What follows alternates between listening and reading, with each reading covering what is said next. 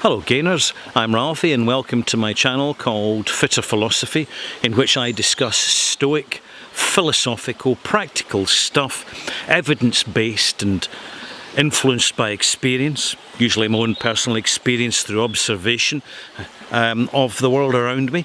And it does no harm to examine the detail. It does no harm when we're eating a meal to slow down and taste the flavour of fresh food, or to taste the flavour of processed food and see how flavourless it is, because inferior quality food has less flavour. Because processing reduces flavour, you see. You're left with the sweet and the salt and not much else. It's the same when we're listening to music. We can listen to all sorts of music, but the really good music, the music that stays with us, are the ones where we really listen and get something more out of it than the slush-filling radio filler that passes for music. Easy to listen to, instantly forgettable.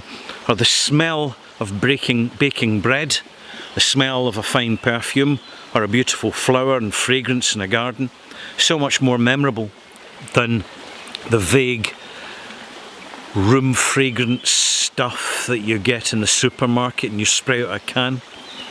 The quality of what we experience in life goes a long way to defining the quality of our lives, and it is examining the detail is where we get the points of reference to fine-tune things or have a better understanding of things, so as that we can make more of the situation we've got.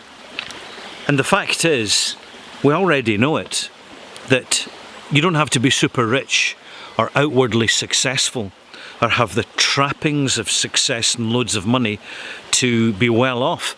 There are plenty of people have those things and they're not that well off. They have a sort of poverty within the trappings of their wealth. And there's other folk that we may know, particularly in closer examination, keeping our eye out and observing people as we should, where they don't seem to have much, and yet they have very successful lives purely in their own terms and by their own definition, being very good at the modesty of their circumstances. And this is what we need to observe in others, so as that we can look in the mirror and start to observe it in ourselves. The more we look, the more we see, the more we hear in the world around us, the more we can look in the mirror, the more we can see and observe ourselves.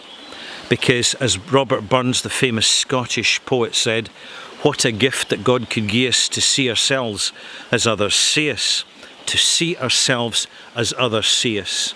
And if we can put ourselves in the shoes of others and see ourselves a little bit as others see us, then we can recalibrate and redesign ourselves slightly. We don't have to do anything drastic. No massive overhaul or renovations required with ourselves, but just do the final little adjustments that make us outwardly a better person to others around us. And do you know what? It all comes with practice. It all comes with observation. It all comes with using our senses a little bit more and thereby getting more out of life. Enjoy the view.